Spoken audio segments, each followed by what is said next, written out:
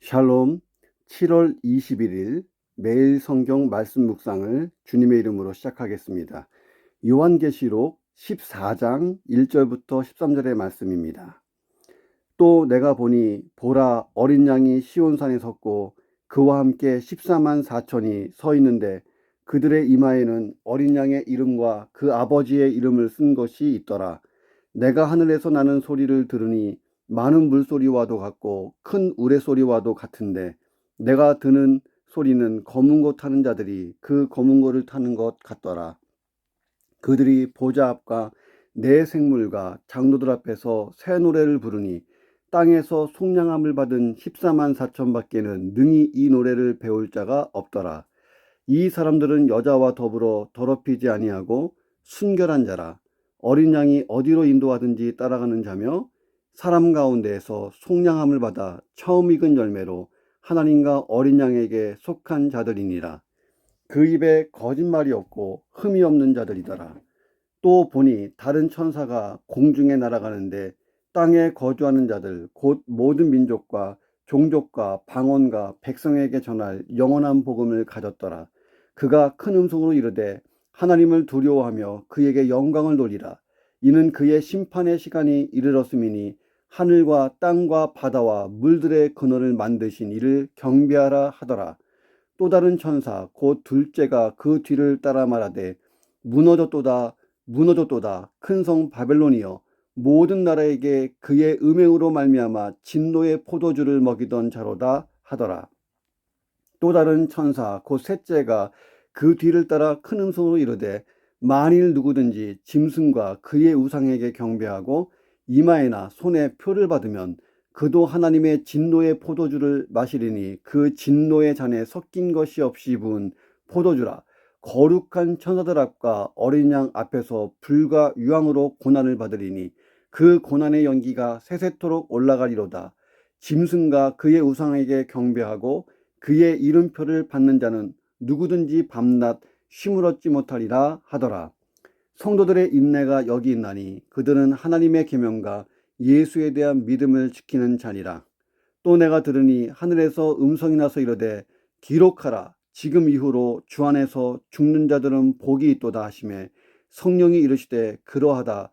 그들이 수고를 그치고 쉬리니 이는 그들의 행한 일이 따름이라 하시더라. 아멘. 요한계시록 묵상할 때는 성경책을 옆에다 놓으시고 같이 묵상하는 게 유익합니다. 자, 오늘 본문의 위치를 한번 보세요.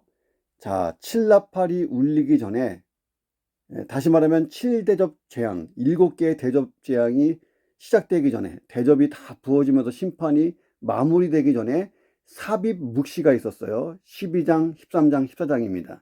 그 내용이 뭐냐면 하늘에서 내쫓긴 사탄과 그 세력들이 교회를 박해합니다.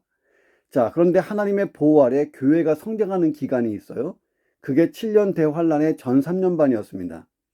자, 그런데 사탄과 그 세력이 교회를 심하게 박해하는 후 3년 반이 또 진행이 돼요. 지금 우리는 후 3년 반에 와 있을 겁니다. 자, 12장, 13장의 내용들은 7년 대환란에 대한 거예요. 자, 그리고 이 7년 대환란이 끝났을 때에 예수님이 재림하세요.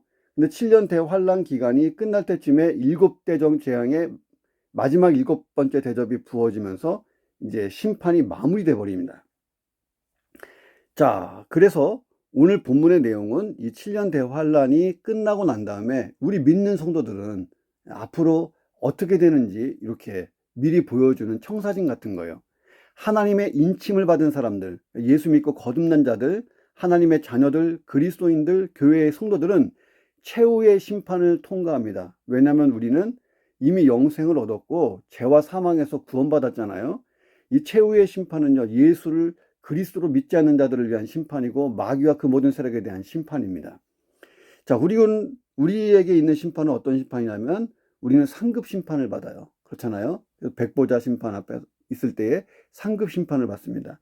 자, 구원을 획득한 14만 4천 명의 성도들이 어린 양과 함께 시온산에서 노래하는 환상이 나와요. 그 노래의 내용이 뭐냐면 새 노래예요. 새 노래. 새 노래라고 하지만 구원의 기쁨을 노래하는 거예요. 누가? 예수님과 우리가 시온산에서 막 구원하심이 이런 찬양을 막 드립니다. 예. 14만 4천 명. 문자 그대로 14만 4천이 아니라 이전에도 있었고 앞으로도 올 지금도 있는 모든 신자들의 공동체를 14만 4천이라 그랬잖아요. 12지파, 12지파, 그 다음에 천이라고 하는 완전수, 14만 4천, 구약 성도, 신약 성도, 구약의 12지파, 신약의 12사도, 그 다음에 1000명, 천이라고 하는 완전수, 14만 4천이 되는 것입니다. 모든 성도들의 통합입니다. 자, 그리고 이제 큰 성 바벨론이 멸망할 것이라고 천사가 선포하고 다녀요. 자, 7대접 재앙이 막 부어질 때에 바벨론이 무너집니다. 그 무너지는 것을 좀 더 구체적으로 보여주기 위해서 17장, 18장은 바벨론, 세상이 멸망하는 장면만 나옵니다. 예. 그러니까 16장에 가면 7대접 재앙이 막 부어지는 게 나오고, 자, 그 중에서도 17, 18장은 바벨론, 세상이 멸망하는 모습을 보여주고 19장에 보면 예수님이 재림하십니다. 자, 이제 우리 요한계시록의 후반부로 가고 있는 거예요. 자, 그 바벨론이 멸망하는 환상을 보여주고 그 적그리스도 또는 거짓 선지자를 따라갔던 우상 숭배자들, 예, 그 반그리스도 세력들이 전부 다 진노의 그 잔을 마시게 됩니다. 심판을 받는 거예요. 그들에 대한 심판 경고가 오늘 본문에 나옵니다. 자, 이런 내용 가지고 오늘 본문을 묵상해 봅니다. 첫 번째, 찬양은 성도만의 특권이라는 거예요. 누가 찬양을 부를 수 있느냐? 성도가 부르는 것입니다. 구원받은 성도. 1절을 보면 14만 4천 명으로 상징된 이 성도들이 어린 양과 함께, 예수님과 함께 시온산에 서 있어요. 자, 가만히 보니까 이 성도들의 이마에 어린 양의 이름과 아버지의 이름이 쓰여져 있어요. 자, 이마는 대표성을 갖는다 그랬잖아요. 그 사람의 사상, 가치, 그들의 생각, 그 사람의 어떤 전 존재의 가장 중요한 이미지가 이마라는 거예요. 자, 그러니까 어린 양의 이름과 그 아버지의 이름이 이마에 쓰여진 성도들은요, 삶 자체, 또 말하는 것, 행동하는 것, 생각, 이 모든 게 다 예수님을 닮았고 아버지 하나님을 닮았다. 거룩하고 그렇다는 거예요. 자, 이것은 또 하나의 구원받은 백성, 성도, 그리스도인이라고 하는 표징, 증명으로서 이마에 이렇게 인이 쳐져 있는 모습을 봤어요. 요한이. 자, 그런데 이 시온산에는 그리스도의 보혈의 은혜를 체험하고 구속된 사람만 들어갈 수 있는 곳입니다. 예, 구약성경에서 이 시온산 하면 하나님의 산, 하나님의 구원의 산 이런 뜻입니다. 자, 이 시온은 하나님이 계시는 참 거룩한 곳이에요. 예배의 처소고, 어떻게 보면 시온은 천국을 이렇게 미리 예표하고 있습니다. 이 시온에서 참 예배가 드려지는 모습을, 어마어마한 광경을 요한이 본 거예요. 의미심장한 것은 7장에도 14만 4천 명이 나오고 본문에도 14만 4천 명이 동일하게 나와요. 1도 증가하지 않았어요. 이게 무슨 상징이냐면 7장은 대환란 전에 있었던 14만 4천 명의 노래고 본문은 대환란 후에 또 성도들이 찬양하는 장면입니다. 그런데 대환란 전과 대환란 후가 14만 4천 명 똑같아요. 이 수가 동일하다는 것은 무엇을 의미하냐면 하나님이 구원하기로 작정하시고 택한 자 중에서 단 한 명도 구원에서 낙오되지 않는다는 거예요. 내가 예수 믿고 하나님과 연결되는 순간 내가 가끔 손을 놓으면 놓더라도 하나님은 안 놓으시기 때문에 우리의 구원이 영원한 거예요. 자, 하나님이 끝까지 붙드시기 때문에 우리가 천국까지 들어가는 거예요. 14만 4천, 14만 4천은 똑같잖아요.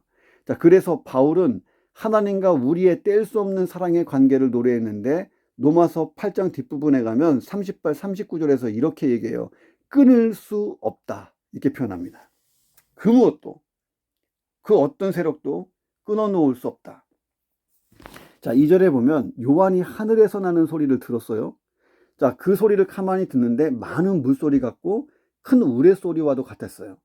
자, 또 검은 곳 타는 자들의 그 검은 곳 타는 소리 같다. 이렇게 증언했어요. 너무 영화롭고 웅장하고 감동적인데 뭐라고 표현을 못하겠는데 이렇게 표현한 거예요. 자, 요한은 성도들이 부르는 노래를 새 노래라고 명명했습니다. 새 노래. 자, 이 노래는 왜 새 노래냐? 새로 작사 작곡한 노래냐? 그런 뜻이 아니고 성도가 아니면 부를 수 없는 거룩한 노래. 예, 성도만이 부를 수 있는 어떤 특별한 노래라는 거예요. 그 내용이 뭘까요? 구원의 감격을 노래한 거예요. 자, 이 구원송, 구원의 찬송은 구원의 경험이 있는 사람만 부를 수 있는 찬송이잖아요. 자, 그러므로 찬양이라고 하는 것은 성도의 특권이고, 또 성도가 성도답다라고 하는 특징이에요. 내가 성도라면 찬양할 수 있는 특권이 있고, 찬양은 곧 나의 성도됨을 드러내주는 특징이라는 것입니다. 여러분, 이런 상상을 해보세요. 지금 나를 기준으로 이미 앞서간 성도들, 바울, 베드로, 모세, 엘리야, 다윗, 솔로몬, 아브라함, 이들과 앞으로 내 뒤로 오는 우리 자녀들뿐만 아니라 내 손자, 손녀들, 많은 성도들이 다 한 자리에 모였어요. 우주적인 교회죠. 역사와 장소를 다 초월한, 함께 찬양하는 거예요. 이게 얼마나 영광스럽냐는 거예요. 가히 인간의 언어로 표현 못하는, 표현을 못해서 요한이 그냥 이게 우레소리 같기도 하고, 많은 물소리 같기도 하고, 검은 것 타는 소리 같기도 하고, 너무 영광스럽고 웅장해서 인간이 할 수 있는 언어로 최대한 표현한 게 이거예요. 자, 이 땅에서부터 하나님 나라까지 사라지지 않는 것, 그건 성도의 찬양입니다. 그 중에서 특별히 구속의 은혜를 찬양하고 하나님께 감사하는, 하나님께 영광을 돌리는 그런 찬양, 이 땅에서부터 영원한 것입니다. 자, 오늘도 하나님께 영광의 찬양을 드리면서 즐겁게 하루를 시작하시기를, 한 주간을 시작하시기를 주님의 이름으로 축원합니다. 두 번째, 구원받은 성도들에게는 분명한 삶의 특징이 있더라는 거예요. 분명한 삶의 특징이 보여진다. 자, 4절 5절 보세요. 하나님의 어린 양과 시온산에서 서서 새 노래를 부르는 자들, 곧 구원받은 성도들의 특징을 보여주고 있어요. 요한이 본 특징. 자, 보세요. 이 사람들은 여자와 더불어 더럽히지 아니하고 순결한 자라, 어린 양이 어디로 인도하든지 따라가는 자며, 사람 가운데서 속량함을 받아 처음 익은 열매로 하나님과 어린 양에게 속한 자들인데, 그 입에 거짓말이 없고 흠이 없는 자들이더라. 자, 구원받은 성도들에게 이런 특징, 분명한 특징이 나타난다는 거예요. 자, 여기 나오는 4절과 5절 가지고 내 신앙생활을 한번 점검해 보세요. 나의 신앙의 상태를. 첫째로, 여자와 더불어 더럽히지 아니하고 순결하다. 여기서 이 여자는 교회가 아니에요. 교회는 아까 그 12장 13장에 나오는 여자와 붉은 용할 때 여자는 교회고, 여기 여자는요, 사탄, 우상, 세속화된 세상을 뜻합니다. 여자와 더불어 더럽히지 아니하고 순결하다는 것은요, 세속화되지 않았다, 거룩함을 유지하고 있다, 섞이지 않는다는 거예요. 섞이지 않는다. 섞이면 문제가 되는 거예요. 섞이지 않았다. 둘째, 어린 양이 어디로 인도하든지 따라간다는 거예요. 첫 번째 특징은 섞이지 않고 좀 수동적으로 나를 구별, 이 정도 수준인데, 이번에는 적극적으로 신앙생활을 하는 거예요. 어린 양이 어디로 인도하든지, 아골골짝 빈들에도 복음 들고 가고, 주님 말씀하시면 내가 나아가리라 하고 나가고, 주님 내가 여기 있사오니 나를 보내주십시오 막 이렇게 하면서 적극적으로 신앙생활을 한다는 거예요. 왜? 주님에 대한 절대 순종과 신뢰가 있기 때문에 어디로 나를 보내시든 어디로 이끄시든지 아멘하고 내 십자가 지고 가는 거예요. 그래서 주님 말씀을 따라 주의 길이라면 즐겁게 가는 거예요. 주와 같이 길 가는 건 즐거운 일 아닌가. 한 걸음 한 걸음 우리 주와 함께 가는 겁니다. 이런 특징들이 있다는 거예요. 셋째, 처음 익은 열매라는 거예요. 하나님과 어린 양에게 속한 자들이라는 거예요. 자, 처음 익은 열매라는 것은 하나님이 구약 성경에 처음 익은 열매를 가지고 오너라 했잖아요. 그래서 이 처음 익은 열매를 하나님이 받으시려고 하는 것은 처음 익은 열매를 받으시면서 나머지를 다 인정해 주신 거예요. 자, 구약에서 이 아들들이 태어났을 때 장자는 처음 익은 열매로 하나님께 드립니다. 인신제사를 드리는 것이 아니라 첫 예물로 기념해서 무엇을 하나님 앞에 이렇게 드리잖아요. 처음 익은 열매는 이런 뜻이 있어요. 구별, 온전한 헌신, 전적인 헌신을 뜻하는 거예요. 자신을 완전히 하나님께 구별하여 다 드리는 헌신. 자, 이것이 첫 익은 열매라는 거예요. 우리 이런 거 있잖아요. 신앙생활 하면서 내가 처음 어렸을 때 또는 청년이 돼서 소득을 얻은 거예요. 월급을 받았다든지 아르바이트비를 받았다든지. 그래서 첫 번째 받은 그 첫 열매, 첫 월급을 하나님께 다 드리는 거예요. 이걸 처음 익은 열매, 그러니까 이것은 돈을 들이고 물질을 들이고의 문제가 아니라 내 전 존재, 내 인생을 드린 거예요. 그리고 그 다음부터는 내가 하나님께 받은 것으로 감사하면서 쓰는 거죠. 자, 넷째는 그 입에 거짓말이 없고 흠이 없다. 이 말은 거짓말 하나도 안 하고 흠이 하나도 없다 이 말이 아니라, 사탄이 어떤 특징 가지고 있습니까? 거짓말하는 거짓말쟁이잖아요. 그러니까 사탄의 행위를 용납하거나 따르지 않는다.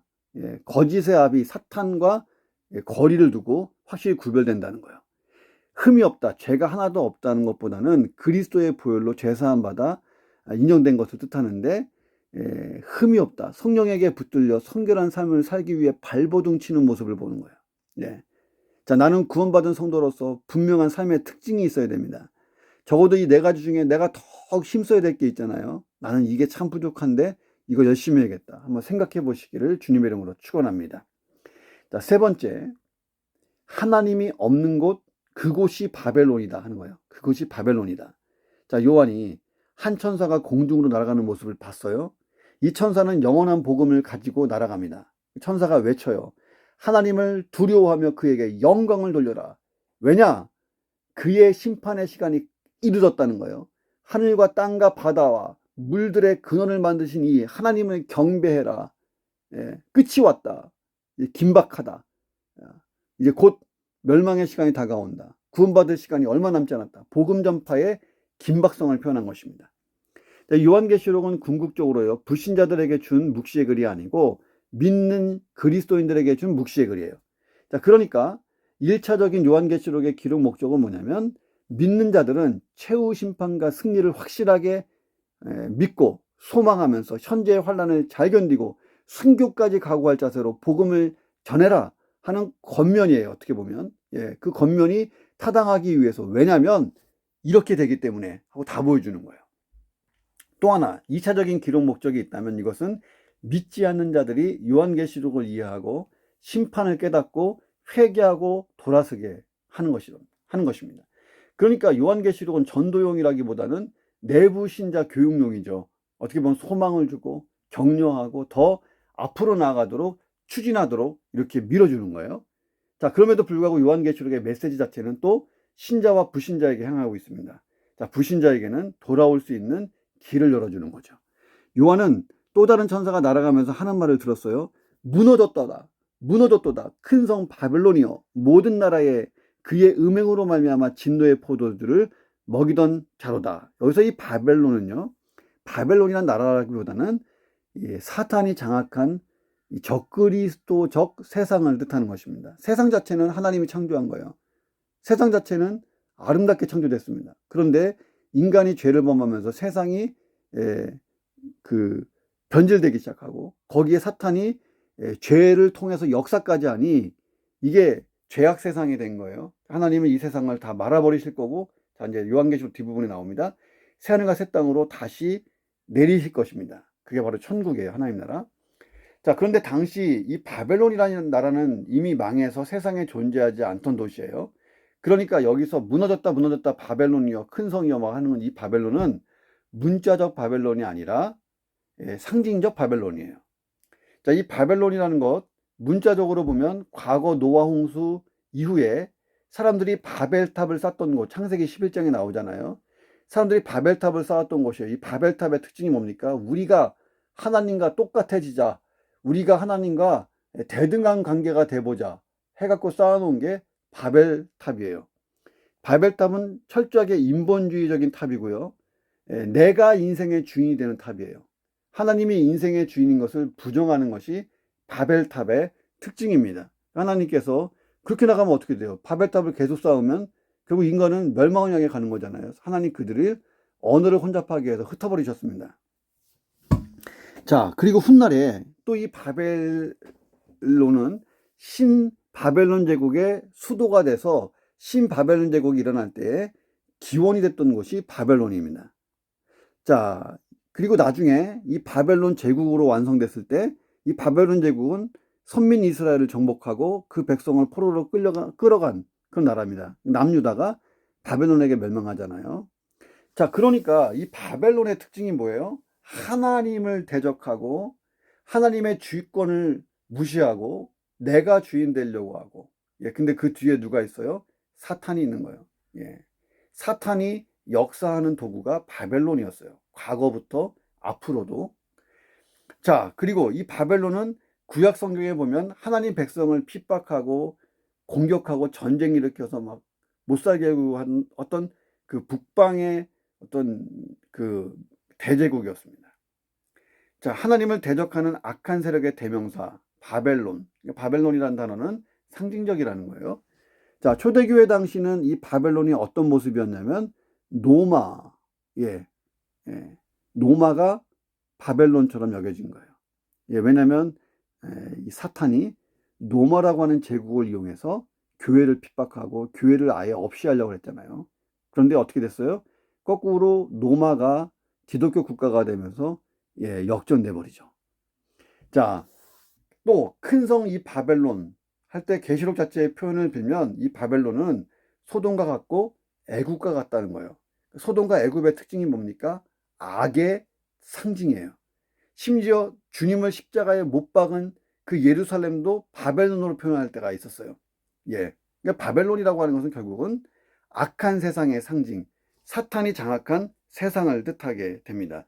사탄이 장악했다 그래서 그 세상에서는 하나님은 전혀 영향력을 못 발휘하냐? 그게 아니에요.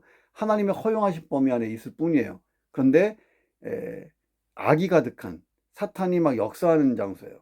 이 장소에서 우리가 영원히 살 수 없잖아요. 하나님 이 세상을 심판해서 다 말아버리십니다.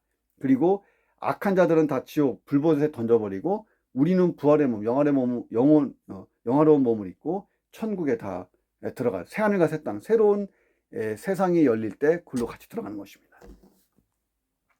자, 바벨론은 홍수 뒤에 탑을 쌓아서 흩어짐을 면하고 우리의 이름을 내자 했던 인간 중심의 모든 도모를 뜻하는 꾀하는 곳입니다. 그 바벨탑은 하나님의 심판으로 무너졌어요. 그렇지만 그 정신이 무너지지 않은 거예요. 지금까지도 세상 나라와 세속 문명 속에는 하나님을 거부하는 문명, 하나님을 거부하는 어떤 사고들이 들어있다는 거예요. 자, 하나님이 없는 권력, 인간 중심의 문명 정부, 이런 게 전부 다 바벨론입니다. 창조주 하나님을 대적하고 하나님의 백성을 핍박하는 세상 자체를 바벨론이라고 합니다. 자, 하나님이 없는 곳, 거기가 바벨론이에요. 자, 그런데 우리 마음속에도 하나님이 없다면 나도 바벨론이 될 수 있는 거예요. 자, 바벨론을 큰 성이라고 부르는 이유가 뭐냐면 그 영향력이 막강하다는 거예요. 바벨론 제국에서 수도 바벨론의 영향력은 대단했어요. 그 바벨론 제국의 이름 자체가 바벨론이니까요. 초대교회 당시 성도들이 바벨론이라고 부른 나라는 로마 제국이에요. 엄청나게 힘이 셌습니다. 자, 우리가 살고 있는 이 세상도 만만치 않아요. 영적 전쟁이라는 것은 하나님이 없는 곳, 사탄이 장악한 바벨론을 무너뜨리는 거예요. 그리고 하나님 나라를 세우는 것입니다. 이게 영적 전쟁이에요. 바벨론 뒤에 역사하는 사탄과 악한 영들을 우리가 간과하지 않고 공격하고 대적하는 것입니다. 자, 그런데 이 바벨론은 반드시 무너져요. 8절에 보니까 천사가 외쳤어요. 둘째 천사가 무너졌도다, 무너졌도다, 큰 성 바벨론이요. 바벨론이 파멸할 것을 선언한 거예요. 자, 이것은 바벨론으로 상징되는 이 세상 세속 문명이 최후 파멸될 거라고 선언한 것입니다. 예수님 재림과 함께 세상은요 다 불타 없어져요. 새로운 세상이 열립니다. 자, 여기서 무너졌다, 이 무너졌다를 원문으로 보니까 과거 분사로 되어 있어요. 과거 분사는 이미 행동이 종료된 거예요. 이미 무너져 버린 거예요. 자, 더욱이 2번 사용됐으니까 이 사실은 확실하다 하고 강조하는 거예요. 자, 물론 바벨론의 파멸은 아직 안 일어났어요. 예수님이 재림하실 때 세상이 끝나거든요. 미래에 있을 일이에요. 세속 문명 아직도 건재하잖아요. 그러나 천사의 이 선언은 과거 분사로 되어 있어요. 이런 것을 우리는 뭐라 그러냐면 예언적 과거라 그래요. 다시 말하면 세속 문명의 파멸이 아직 이루어지지 않았지만 그것은 이미 이루어진 일처럼 너무도 확실한 일이기 때문에 마치 다 끝난 것처럼 선포해버리는 것입니다. 쉽게 얘기하면 마귀와 사탄 그 모든 세력은 지옥불에 떨어집니다. 떨어졌습니다 했을 때 아직은 안 떨어졌어요. 자, 그런데 졌습니다 라고 얘기하는 건 뭐냐면 이미 하나님의 시각에서 보면 멸망으로 끝난 거예요. 예수님이 십자가에서 그들의 십자가의 죽음과 부활로 이 사탄의 머리를 박살냈을 때 사탄은 이미 멸망해버린 거예요. 근데 아직은 건재하고 있어요. 근데 멸망할 게 확실하기 때문에 과거 분사로 쓴다는 거예요. 자, 우리가 지금 보는 이 세상, 바벨론 세상이에요. 우리가 할 일이 있죠. 여전히 하나님이 구원하실 백성들이 있기 때문에 구원해야 돼요. 영혼 구원. 자, 여전히 하나님이 은혜를 베푸시고 자비를 베푸시는 기간이기 때문에 우리가 바벨론화된 어떤 도시, 어떤 단체, 어떤 개인들을 하나님 나라로 자꾸 바꾸는 이 사명이 우리에게 있어요. 주님 오실 때까지 그 일을 감당하는 것입니다. 자, 그런 하루가 되기를 주님의 이름으로 축원합니다. 네 번째, 세상에 대한 하나님의 심판 경고는 먼저 성도들을 위한 것이다 하는 것입니다. 자, 9절부터 11절 보세요. 짐승을 섬기는 자들에 대한 최후 심판의 경고가 나와요.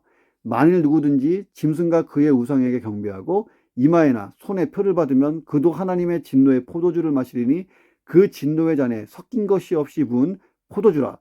거룩한 천사들 앞에 어린 양 앞에서 불과 유황으로 고난을 받으리니 그 고난의 연기가 세세토록 올라가리로다. 짐승과 그의 우상에게 경배하고 그의 이름의 표를 받는 자는 누구든지 밤낮 쉼을 얻지 못하리라. 그러니까 불못, 지옥에 던져져서 영원히 고통스러워하는 것을 봅니다. 자, 하나님을 거부하고 짐승을 섬기는 자들이 궁극적으로 어떤 일을 당할 건지 끔찍한 운명을 보여주고 있습니다. 그들은 사탄과 그의 하수인인 적그리스도 또 거짓 선지자들과 함께 다 같이 던져져요. 어디에? 영원히 꺼지지 않는 유황불못에 던져지고 영원한 고통을 받게 됩니다. 자, 그런데 우리는 요한계시록을 읽는 사람이 불신자가 아니라 신자였다는 사실에 주목해야 돼요. 자, 그래서 이런 심판 경고는 단순히 악인들의 회개를 유도하기 위해서 기록된 것보다 더 심오한 게 있어요. 이 심판의 경고를 들으며 세상에 핍박이 오더라도 기뻐하고 또 계속해서 사명을 감당하도록 인도하기 위해서 기록된 거예요. 초대교회 교인들이 얼마나 핍박을 많이 받고 있었어요. 도미티아누스 황제의 그 핍박 때문에. 지금 요한도 그래서 반모섬에 갇혀 있는 거잖아요. 자, 그래서 우리 믿는 그리스도인들은 끝까지 믿음의 인내를 잘 지키고 심판의 자리에 누구도 서지 말라고 경고하는 목적이 1차적인 기록 목적이에요. 자, 그래서 우리가 요한계시록을 읽으면 먼저 나에게 적용을 해야 돼요. 내가 구원받은 게 얼마나 감사하고 얼마나 기쁜 건지, 이 구원이 얼마나 가치가 있는 건지, 그리고 하나님의 심판의 경고를 들을 때에 내가 구원받은 이 감격이 막 살아나야 돼요. 영적으로 깨어있는 것입니다. 자, 우리 인생의 날이 그렇게 많이 남아있잖아요. 지금은 하나님의 심판이 하나님의 긍휼의 은혜와 함께 임하고 있어요. 근데 마지막 날에는 하나님의 긍휼의 은혜가 빠집니다. 그러면 심판만 남잖아요. 자, 그래서 우리는 깨어서 멸망의 길에 선 사람들을 빨리빨리 구원의 길로 인도해야 되는 거예요. 자, 13절 보세요. 장례 예배 설교 때 줄곧 인용되는 말씀이 이 말씀입니다. 지금 이후로 주 안에서 죽는 자들은 복이 있도다 하시매 성령이 이르시되 그러하다 그들이 수고를 그치고 쉬리니 이는 그들의 행한 일이 따름이니라. 자, 성도의 죽음이 곧 안식과 연결되는 아름다운 장면이에요. 자, 이 얘기는 어떻게 보면 우리가 그리스도인으로 살다가 하나님이 주신 사명과 또 하나님이 주신 어떤 우리의 과제를 잘 마치고 세상을 떠났을 때 이제 예수님과 함께 낙원에서 안식하고 있는 모습을 아름답게 그린 장면이기도 하고 요한시대 성도들에게는 이게 더 실제적이에요. 자, 그러니 순교를 두려워할 이유가 없다. 순교할 일이 생기면 순교해라 하는 그런 메시지예요. 왜? 죽어도 주 안에서 순교하는 것, 그런 죽음은 복되다. 그 수고가 인정되고 그 행한 일을 다 인정받고 안식 속에 들어가서 이제 큰 상급을 기다리며 승자의 여유를 누리는 거죠. 자, 올림픽에서 금메달 따고 시상식 하기 전에 기다리는 그 설레임 있잖아요. 그런 거예요. 그리고 메시지가 뭐예요? 죽음이 끝이 아니고 이제 시작이고 영원한 안식이다. 그들이 이 말씀을 묵상하며 순교의 길로 걸어갔을 거예요. 오늘 나의 수고, 나의 고통, 나의 환난이 내게 힘겹지만 앞으로 천국에서의 영원한 안식에 비하면 너무 짧은 순간이에요. 자, 그래서 사도 바울이 현재 우리의 고난은 장차 다가올 영광의 천국과 가히 비교할 수조차 없다. 지금은 순간의 고통이지만 영원한 천국, 영원한 상급은 너무 길이가 길고 끝이 없어서 비교조차 안 된다는 거예요. 오늘도 천국 소망으로 살되 믿음으로 살아보시기를 주님의 이름으로 축원합니다. 기도하겠습니다. 하나님, 우리가 지금부터 영원히 찬양할 건 내가 구원받은 사실, 내가 하나님의 자녀가 되고 예수 그리스도를 통하여 하나님 내가 구원받고 성령이 내게 임하시고 하나님 내가 하나님의 거룩한 사명을 받은 사명자로 살게 된 그 구속의 은혜를 찬양하는 것입니다. 이 찬양은 내가 천국 들어가서도 불러야 될 나의 영원한 찬양입니다. 하나님의 영광을 찬양하는 이 찬양의 특권 오늘도 누리면서 믿음으로 살게 도와주옵소서. 구원받은 성도는 분명한 삶의 특징이 있습니다. 삶의 특징을 분명히 남기면 누가 봐도 그리스도인다운 삶을 살 수 있도록 도와주옵소서. 내 안에 바벨론적인 요소가 있다면 제거하고 내 인생길에 있는 수많은 바벨론들과 싸우며 영적 전쟁에서 승리하도록 믿음으로 깨어있게 하여 주시옵소서. 하나님 요한계시록을 통하여 최후 심판의 경고를 듣고 기억합니다. 구원의 감격 속에 살되 하나님 한 영혼을 주 앞으로 인도하는 이 일에 게으르지 아니하도록 역사해 주시옵소서. 존귀하신 예수 그리스도의 이름으로 기도합니다. 아멘.